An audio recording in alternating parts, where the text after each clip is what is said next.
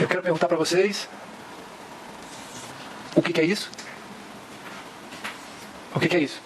E eu quero perguntar também, bom, sabendo me falando o que é isso aqui, vocês podem me dizer o que o eixo Y representa. Então esse aqui é um tipo de problema que eu posso colocar na prova, um gráfico incompleto para vocês indicarem as informações que está faltando. E esse outro gráfico aqui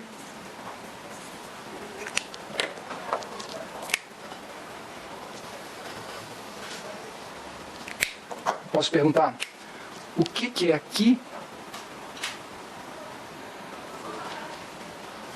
o que é o eixo Y e o que é o eixo X. Então esse par de gráficos a gente utilizou para discutir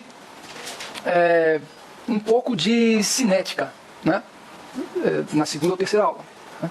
Então esses gráficos incompletos, 100% de chance de cair alguma coisa semelhante na prova. Primeira coisa, quando um gráfico é completo, assim, desde a parte de reagente até produto, antes até, esse eixo X, reagente e produto, a gente chegou a discutir, ele não é um eixo de tempo, ele não é um eixo de concentração, ele é um eixo estranho, é um eixo de... O caminho da reação é um eixo de, é uma proposta de, uma sucessão de... Acontecimento. Isso, amiga. Formas, estruturas. Então o eixo caminho de reação é um eixo de estruturas. Quando eu aponto aqui, esse ponto, eu estou me referindo a uma estrutura específica. Tá certo? Uma estrutura que tem um maior valor... Não posso falar ainda. Uma estrutura específica. A gente discutiu, quem lembra? Deixa todo mundo pensar, não responde ainda. Uma estrutura específica que está aqui. Pode responder. E é o quê? Energia de ativação está associada a essa estrutura, né? Complexo ativado ou então estado de transição. Então isso aqui é uma estrutura chamada de complexo de ativação, complexo ativado. Vamos preferir usar estado de transição. Tá bom? Essa estrutura ela tem características indispensáveis. Primeiro, ela é uma estrutura de passagem obrigatória para qualquer molécula de reagente que queira virar produto ou produto virar reagente. Ela tem um ponto de passagem, uma estrutura que tem que ser assumida por qualquer molécula que queira se transformar produto, reagente, reagente, produto. Primeira característica. Segunda característica é instável. Instável. Não dá para você isolar estado de transição. Tá bom? Terceira característica é a estrutura intermediária entre reagente e produto de passagem obrigatória de maior valor de... E se eu falar isso, vocês conseguem descobrir o que está faltando no eixo Y. O que é esse valor aqui, que é maior para o estado de transição entre todas as estruturas intermediárias. Esse eixo Y, ele representa o valor de energia livre padrão. Tá certo? Energia livre padrão. Isso dá uma ideia de valor intrínseco da molécula, resultado da estrutura, sem levar em conta os efeitos de concentração. Então, esse eixo Y é um eixo de energia livre padrão. Então, o estado de transição é entre as estruturas intermediárias e reagente produto, que tem maior valor de energia livre padrão, é instável obrigatoriamente, é uma estrutura de passagem obrigatória para qualquer transição. Tá bom? Nesse gráfico também a gente consegue definir uma... Isso aqui é a energia de ativação, né? Que a gente vai, eu não sei se eu cheguei a usar essa nomenclatura, esse símbolo, a energia de ativação, a gente vai preferir ΔG, linha zero, jogo da velha. ΔG, linha zero, jogo da velha. Isso aqui é a mesma coisa que energia de ativação. Tá certo? É o valor, é a diferença de energia entre a energia do estado de transição e o valor médio de energia livre padrão dos reagentes. Lembre-se que a gente discutiu isso aqui, que é um valor médio da população de reagentes. Tá bom? Então esse gráfico está meio que completo. Terminamos. Agora vamos passar para cá. Né? Alguém lembra o que tem no eixo do Y? Pode responder. Esse eixo Y, número de partículas. Isso aqui é número de partículas. No eixo... Então isso aqui é um gráfico de distribuição, gente. Gráfico de distribuição. Trabalha com uma quantidade de entidades, né? E define parâmetros para essas entidades relacionando. Quantas entidades tem esse valor para o parâmetro? Quantas entidades tem aquele valor para o outro parâmetro? Sacou? É um gráfico de distribuição. Número de partículas. Tá bom. Agora aqui, o eixo do X. Pode responder. Isso aqui é um eixo... Ah, e essa bolinha aqui é fundamental. Isso aqui a gente tentou representar como a porção de uma população de partículas que tem energia igual ou superior a um certo valor. Então se eu chego aqui e coloco G, linha zero de transição. Então eu estou me referindo a esse valor específico aqui, ó. G, linha zero de transição. O valor de energia livre do estado de transição. Beleza? Então eu colocando esse G, linha zero de transição, eu já defini que esse eixo X é um eixo de G, linha zero. de valores de energia livre padrão. Então esse eixo aqui, X, é também um eixo de energia livre padrão. Esse ponto que eu destaquei aqui, o valor de energia livre padrão do estado de transição, está aqui. O valor de energia livre padrão do estado de transição. Todas as partículas, que é essa região rachurada, que tem energia igual ou superior ao estado de transição, são partículas que podem se transformar no produto. Então, essa região rachurada aqui é como se fosse o que de fato existe de reagente efetivo nessa população de reagente. Tá bom? Então são as partículas de reagente que têm energia igual ou superior à estado de transição, então são elas que podem virar produto. Beleza? Vocês lembram disso, né? Então esses dois gráficos aqui, eles trabalham sempre em dupla, gente. Tá certo? É importante a gente entender esse gráfico para conseguir entender esse gráfico. E mais, toda essa discussão, eu gostaria que vocês se lembrassem disso. É uma discussão que a gente trouxe para responder uma pergunta específica. Quem lembra não responde ainda. Que foi o alvo, a gente usou toda essa argumentação aí para tentar responder uma pergunta específica. Que era para ajeitar uma forma como a gente fala das reações químicas, das reações espontâneas. Né? Quem lembra pode responder. É como a energia passada do compostor do primeiro passado. Não, essa foi a outra discussão. Essa foi uma discussão mais, né, tinha a ver com acoplamento, né? Aqui não, aqui é uma coisa mais química. Isso. A pergunta era, de onde vem a energia de ativação para o reagente conseguir pular esse muro da energia de ativação? Essa perguntinha, como é que o reagente consegue sair daqui, pular essa barreira e chegar até aqui? E a gente vai ter, a ideia é a gente descartar aquela explicação do fósforo, né, que precisa absorver um pouquinho de energia, você tem que dar um pouquinho de energia de ativação para a reação acontecer. Não. A gente vai descartar. Nunca mais vamos usar essa explicação porque ela está errada. Tá certo? A energia de ativação é uma coisa que está no próprio sistema. Uma reação espontânea, ela não depende do ambiente para acontecer. Tá bom? Então lembra disso. A história do palito de fósforo se aplica em outro caso. Quando você quer aumentar a velocidade de uma reação, você aumenta a temperatura. Ótimo. Isso não tem nada a ver com energia de ativação. Tudo bem, gente? Então tudo isso aqui é para explicar de onde vem a energia de ativação. De lugar nenhum. Você pode começar a resposta desse jeito. De lugar nenhum, está no próprio sistema. E aí, evidentemente, não vai terminar a resposta aí. Vocês desenvolvem esses dois gráficos. Tá certo? Ótimo. Ótimo. Agora, já que eu falei de variação de... O que vocês acham que acontece com esse gráfico? Bom, calma aí, gente. Agora vamos fazer um parêntese aqui. Deixa eu só falar uma coisa que eu acho que eu não discuti com vocês. A gente sabe que toda reação simples, uma etapa única, uma reação simples, toda reação aumenta de velocidade quando você aumenta a temperatura. Tá bom? Se eu pegasse uma população de partículas, como essa aqui, que está numa temperatura 298 Kelvin, e eu jogasse essa população, não estou pensando nem em reação química, nada, estou pensando em uma população de partículas, jogo de 298 para 315 Kelvin. Eu peguei a população de partículas e esquentei, encostei um corpo mais quente e a temperatura subiu para 315 Kelvin. Como vocês acham que a forma da curva vai se alterar? Se isso fosse um sistema em transformação, a reação ia ser acelerada. Então, como vocês acham que a reação pode ser acelerada? Como essa curva deve se alterar com o aumento da temperatura para você justificar, tá vendo? Mudou a forma desse jeito, é por isso que a velocidade aumenta quando você aumenta a temperatura, porque o aumento da temperatura faz a curva mudar desse jeito. Alguém poderia postular pelo menos o essencial dessa mudança de forma? O número de partículas, eu acho que ela diminui o pico. Eu lembro que você falou que à medida que a reação vai acontecendo, a curva vai diminuindo a crista. Ótimo, eu poderia ter falado isso. Eu tinha esquecido dessa coisa importantíssima, que é se eu imagino na mesma temperatura, 298, mas eu imagino a população de reagente, isso aqui é a população de reagente. A população de reagente diminuindo de quantidade. Ela está indo, virando produto. Como é que a forma muda? Isso é muito importante, a forma vai mudando assim.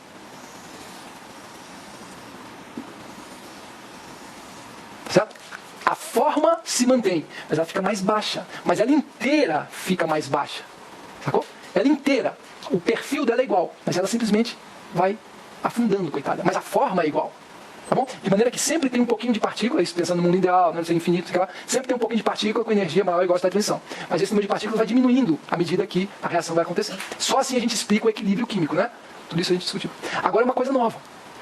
Agora eu estou pensando numa variação de temperatura. Para especificamente aproveitar essa discussão que a gente fez, de que a temperatura aumenta a velocidade da reação, como é que um aumento da temperatura ia mudar essa forma aqui? Porque olha aqui, essa alteração de curvas, ela está de... Eu não vou falar isso, porque senão eu vou responder a pergunta.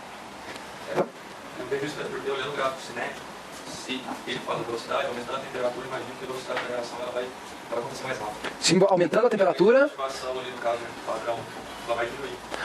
E aí Sua resposta, ela se aplica perfeitamente a uma outra coisa que é a maior invenção da natureza, mas não se aplica à elevação da temperatura. A explicação que você deu justifica a elevação, o aumento da velocidade, quando a gente vai discutindo um outro mecanismo, um outro aspecto, a maior invenção da natureza, para ser dramático. Aqui não. Aqui é o aumento da temperatura. O aumento da temperatura acelera a reação. Mas como?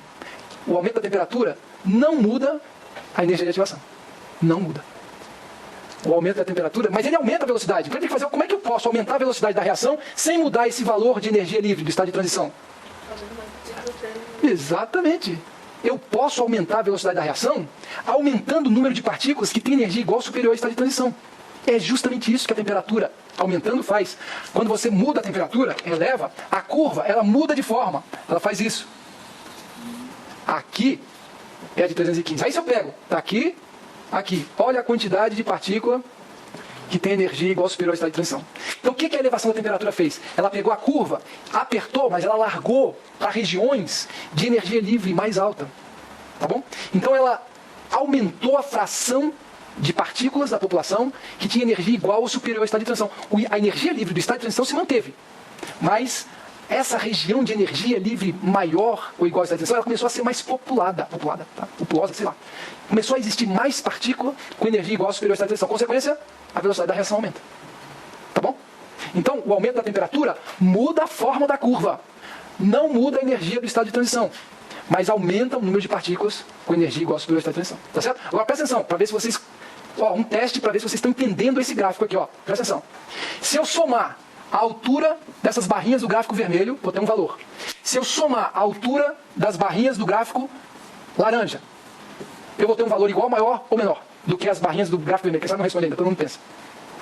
Olha o que eu estou falando. Eu vou somar a altura das barrinhas do gráfico vermelho, ou seja, quando eu aumentei a temperatura, depois eu somar as barrinhas do gráfico laranja, antes de aumentar a temperatura. A altura das barrinhas. Eu vou ter um valor igual, maior ou menor? Pode responder. Lógico. Aí, galera, muito bom. É igual, porque isso aqui é número de partículas. Se eu aumento a temperatura, eu não vou mudar o número de partículas. Eu simplesmente aumentei a temperatura. Então, a altura das barrinhas é igual. Mas uma coisa aumenta. Uma coisa aumenta. O quê? A energia cinética obrigatoriamente aumenta porque aumenta a temperatura. A energia cinética é uma parcela da entalpia, não é? Entalpia é a energia de interação e energia cinética. E a entalpia é uma parcela da energia livre. A gente não viu isso explicitamente, mas é. Então, quando você aumenta a temperatura do sistema, você aumenta a energia livre do sistema também. Porque você encostou um corpo de energia maior. Tudo bem? Aumentou a temperatura. Não tem problema nenhum. Você aumentou a temperatura. Tá legal? Então, como é que isso se traduz aqui? Como é que isso se traduz? Se eu somar as barrinhas do gráfico vermelho, tudo, vou chegar num valor. Se eu somar as barrinhas do gráfico amarelo, tudo, vou chegar no mesmo valor. Mas, presta atenção, se eu multiplico a barrinha pelo valor de energia, se eu pego as barrinhas, essa barrinha vermelha, a altura dela, multiplicada pelo valor de energia, essa barrinha vermelha, multiplico por esse valor de energia, essa por esse valor de energia, somo tudo, tem um valor. Se eu pego as barrinhas do gráfico laranja, multiplico pelo respectivo valor de energia, eu tenho outro valor. Porque agora, a energia do sistema a 315 é maior do que a energia do sistema a 298. Então, o número de partículas não mudou, mas a energia do sistema aumentou, porque a temperatura aumentou. Tá bom? Isso foi difícil. Ou seja, de novo, se eu multiplico a altura da barrinha pelo valor de energia daquela barrinha, e depois somo com tudo, o gráfico vermelho vai dar um valor, uma somatória total maior do que a somatória do gráfico laranja. Porque cada partícula tem mais energia agora. As partículas, elas atingiram um valor de energia maior. Tá certo? Então, o número de partículas que tinha esse valor de energia diminuiu, do laranja para o vermelho. Um valor de energia pequeno. O número de partículas com valor de energia maior, esse aqui, passou do laranja para o vermelho, aumentou. Então, a quantidade de energia no sistema a uma temperatura maior é maior do que a quantidade de energia do sistema numa temperatura menor. Tá bom? Pensem nisso, gente. Isso não é vida ou morte, não. Vocês vão ter muito tempo para entender esse gráfico. Mas eu já quero que vocês coloquem isso como um objetivo de vocês. Essa explicação esquisita aqui, que eu dei, somar as barrinhas dá igual, independente da temperatura. Mas se eu somar a altura da barrinha multiplicada pelo valor de energia, vai dar maior se a temperatura for maior. Tem que ser assim, porque a energia total aumenta quando você aumenta a temperatura do sistema. Tá bom? Mas o indispensável disso é que vocês vejam como a elevação da temperatura aumenta a velocidade da reação. Tudo bem, gente? Hoje... Você pode fazer qualquer pergunta. Deve, não pode, deve. Você e todos devem. Eu consigo visualizar que quando aumenta a temperatura, como ali no eixo X é o eixo das estruturas, eu imagino que você tem uma maior quantidade de estruturas migrando para a pista daquela onde a energia de ativação ocorre. Seria como se fosse você tem maior quantidade de partículas ou estruturas que estão mais próximo dela. Esse tipo de energia de ativação seria isso. Tá certo, mas agora calma aí, é porque qualquer alteração aqui não é uma coisa óbvia. Qual seria a forma do gráfico num valor de temperatura diferente? Porque tem que ver a influência da temperatura na variação da energia de ativação. Então é esse. Ela como se fosse como se fosse aumentar a temperatura, vai mudar a rede, mas ela vai estreitar. Estreitar o quê? O comprimento, no caso, seria essa. Aqui assim? Isso. Ela ficar em um pico mais. Você teria mais. Isso. Não. Não. Eu acredito que esse tipo de modificação não acontece. Porque eu acho que mesmo em temperaturas elevadas, os tipos de estrutura, eles permanecem. Né? A questão é qual o número de partículas que, num determinado momento, assume aquela estrutura. Sacou? Então, a elevação da temperatura, ela mexe mais com o grau de ocupação das estruturas possíveis. Né? As estruturas possíveis é fixo. Você fala assim, mas quando você está numa temperatura baixa, aquela estrutura lá, a probabilidade de uma partícula assumir aquela estrutura é ridícula. É ridícula. Porque é uma estrutura de alta energia. Se você está numa temperatura baixa, a ideia é que as partículas estejam num nível de energia menor. Você vai aumentando a temperatura, você vai populando esses estados de alta energia, porque você está fornecendo energia para o sistema. Está aumentando a temperatura. Então eu vejo que as estruturas em si, elas como se fossem locais onde as moléculas reais podem ocupar. É como se as estruturas possíveis fossem... Você entendeu? Então, por isso que a modificação desse gráfico numa outra temperatura não é uma coisa óbvia. Mas com certeza ele não se aperta assim. Né? Vamos ver se a gente discute mais pra frente isso. Mas eu queria agora, gente, também de novo, tocar num ponto que nós não falamos. Então, nesse aspecto não é uma revisão. Mas vou aproveitar esse momento e vou perguntar o seguinte. Todo mundo sabe que do mesmo jeito, para a gente, biólogo, é mais frequente ouvir não uma elevação da temperatura promove o aumento da velocidade da reação. Apesar da gente aceitar isso, porque é um conhecimento químico fundamental. Para nós, biólogos, é mais comum a gente ouvir assim: existe uma coisa na célula viva que aumenta a velocidade das reações. Essa coisa faz com que a energia de ativação diminua.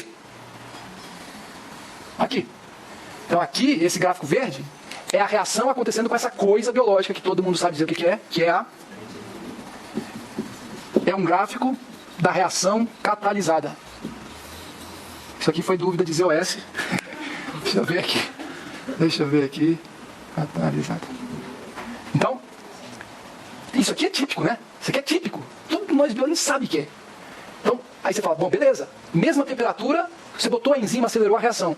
Porque agora, com a reação catalisada, eu tenho um outro valor, que eu vou escrever assim, G'0, com enzima, com catalisador. Agora é aquele gráfico lá, como é que muda quando eu coloco enzima? Quem sabe não fala, ainda. Estou esquecendo 315 graus, estou pensando só no laranja, que é 298. Como é que esse gráfico de 298 laranja muda quando eu coloco enzima? Não fala, quem sabe ainda não fala.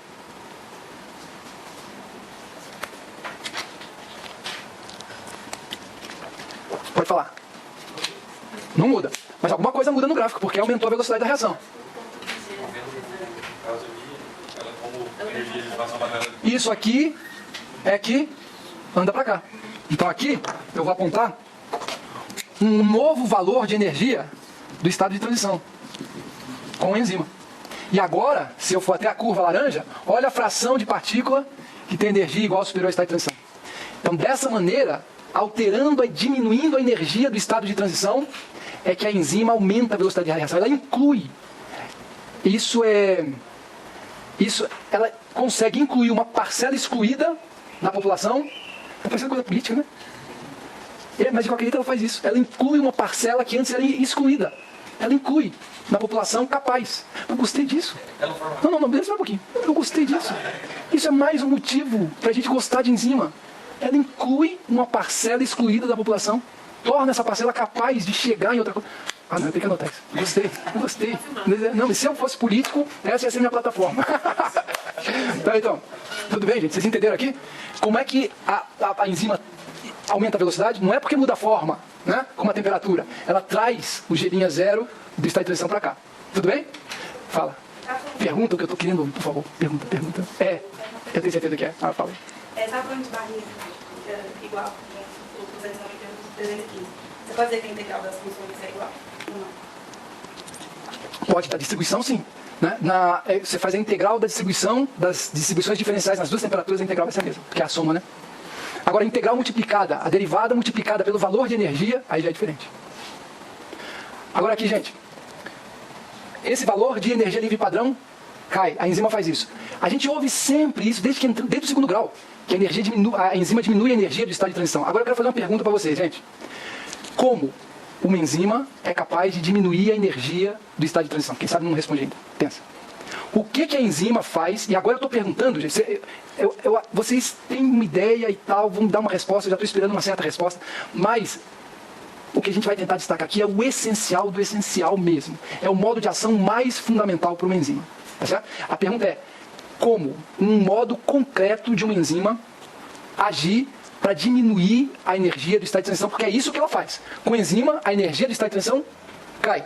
E é por causa disso que a velocidade da reação aumenta. Agora, como? Em termos concretos, enzima como algo real, substrato, reagente como algo real, estado de transição como algo real. Como é que uma enzima consegue diminuir a energia do estado de transição? E lembra de uma coisa, a explicação tem que ser válida para qualquer reação, inclusive para essa aqui, ou para qualquer outra. Frutose, 6-fosfato, glucose, 6-fosfato. Dihidroxi, acetona fosfato, gliceraldeído, 3-fosfato. Ou seja, eu estou destacando reações de um reagente só. Um reagente só. Tá bom? Pode responder. Ela tem sítios de ligação específicos para esses partes, uma enzima ou por composto, cada um dos compostos. Então ela agiliza o processo. Então, que os dois estejam lá e isso permite que eles interagem mais rapidamente do que se estivesse que se manter ali. Beleza. Essa explicação é ótima para esse tipo de reação. PEP, que é o fosfenol piruvato mais ADP, dando piruvato mais ATP. É perfeita a explicação que você deu para você pensar na enzima grudando o ADP e o fosfenol piruvato e orientando esses dois reagentes para tornar o choque um choque mais efetivo. Essa é uma teoria, a teoria de choques, que a gente consegue explicar muita coisa levando em conta a teoria dos choques. Tá certo? Então é válida essa explicação. Mas ela não vale para você explicar uma reação com um reagente só. É uma reação de um reagente só. É o dihidroxiacetona fosfato que está virando gliceraldeído 3-fosfato. É uma frutose 6-fosfato que está virando uma glucose 6-fosfato. Então não são duas, não existe orientação no sentido de que pega um reagente, pega o outro e orienta, como nesse caso. Mas ela pode ter um sítio para ligar o reagente e ela mesma é uma molécula. Então ela pode usar as ligações dela para quebrar as ligações que existiam e formar novas. Opa, ótimo, estamos nos aproximando. E o que isso tem a ver com o estado de transição? Porque o colega falou assim, não, mas calma aí, a enzima em si é uma molécula, ela pode envolver partes dela mesma nessa história da reação. Tá certo? Perfeito. Mas aí eu gostaria de colocar duas questões. Primeiro, essa reação ocorre sem enzima. Sim, isso é mais lenta. Mas ela ocorre sem enzima. Né? E segundo, com essa explicação, o que tem a ver o estado de transição? O que tem a ver o estado de transição de uma reação com um reagente só? Né? Ela promoveria a formação do estado de transição. Opa! O colega falou, a enzima promove a formação do estado de transição. Perfeito, colega. E a partir daí, se ela promove a formação do estado de transição, ela já ajuda. Então, a partir daí, a reação está acelerada. Avançamos. Mas agora, como ela promove a formação do estado de transição? Como uma enzima consegue facilitar o surgimento de um estado de transição? A conformação. Isso, beleza. Mas como é que a conformação está envolvida nessa facilitação do estado de transição? A palavrinha vai surgir. A palavrinha vai surgir. Se ela colocar algumas das ligações entre os átomos de uma forma diferente, talvez essas ligações sejam mais energéticas. Sei lá, talvez sejam ligações que façam, que promovam a estabilidade dessa molécula. Então, falou, colega. Perfeito, perfeito. Olha aqui, gente. Vamos dizer que esse aqui é o reagente, tá bom? Vamos supor que nas duas extremidades aqui, desse reagente, tem uma carga negativa, aqui e aqui. Olha, o nome disso é toque. Não posso dizer que as cargas são iguais e usar uma caneta com a ponta azul e a outra vermelha. Não posso. Não entende, né? Então tá aqui. Agora tá aqui. Cargas iguais. Então positivas. Beleza, duas cargas positivas. Esse aqui é o reagente. Agora eu vou mostrar para vocês o estado de transição. Pronto, a reação aconteceu. Por que essa reação é lenta? Por que o estado de transição é uma molécula, é uma estrutura de energia alta? Por quê? Porque duas cargas positivas próximas. Isso justifica o fato do estado de transição ter uma energia alta. Como é que uma enzima pode facilitar o surgimento do estado de transição? Quem sabe o como essa estrutura aqui pode surgir mais facilmente no interior de uma enzima? Pode falar. Se ela tiver um sítio com carga negativa, ela consegue. É só trazer duas cargas negativas aqui, ou uma carga negativa que seja aqui. Nessa posição, no sítio ativo da enzima, já diminui a repulsão, tornou essa estrutura uma estrutura de menor energia, menor repulsão, menor energia, menos instável, mais provável. Entenderam isso? Então, o posicionamento de uma carga negativa aqui meio que cancela essa repulsão, aumenta a chance dessas extremidades se unirem, se aproximarem, aumenta a chance de surgir o estado de transição. Entenderam isso? Então, gente, olha, Linus Pauling, ele falou o seguinte, presta atenção, que é o resumo dessa discussão que a gente teve. A essência da catálise é uma coisa que está presente em qualquer enzima, da mais simples à mais complicada. A essência da catálise é interação favorável com o estado de transição. A essência da catálise, ou a essência do funcionamento da enzima, é interação favorável com o estado de transição. O estado de transição é uma estrutura que encontra no sítio ativo da enzima um ninho. É mais importante a gente pensar numa enzima como uma estrutura capaz de interagir com o estado de transição do que interagir com o substrato, por mais louco que isso seja.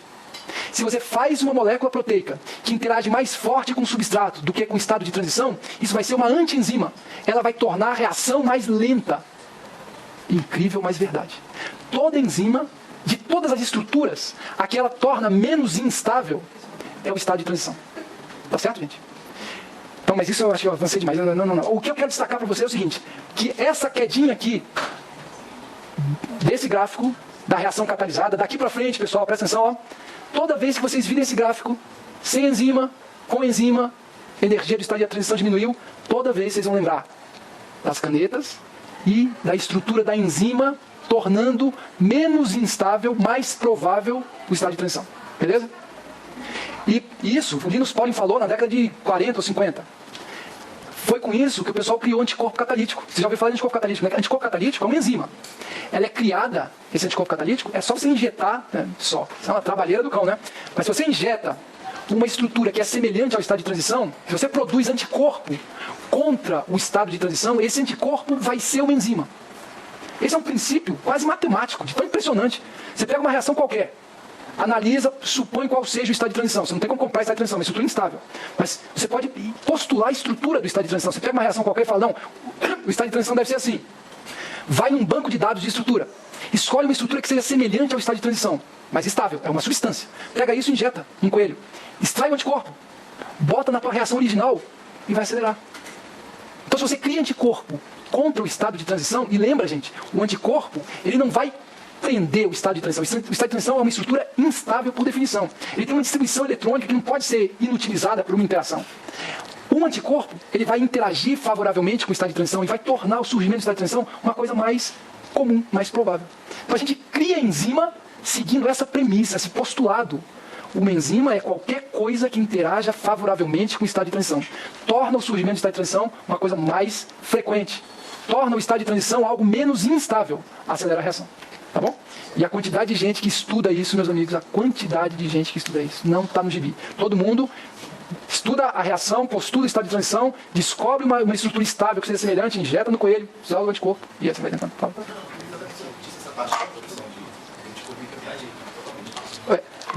Isso é o segmento desse postulado do Linus Pauling. A essência da atividade enzimática é a interação favorável com o estado de transição.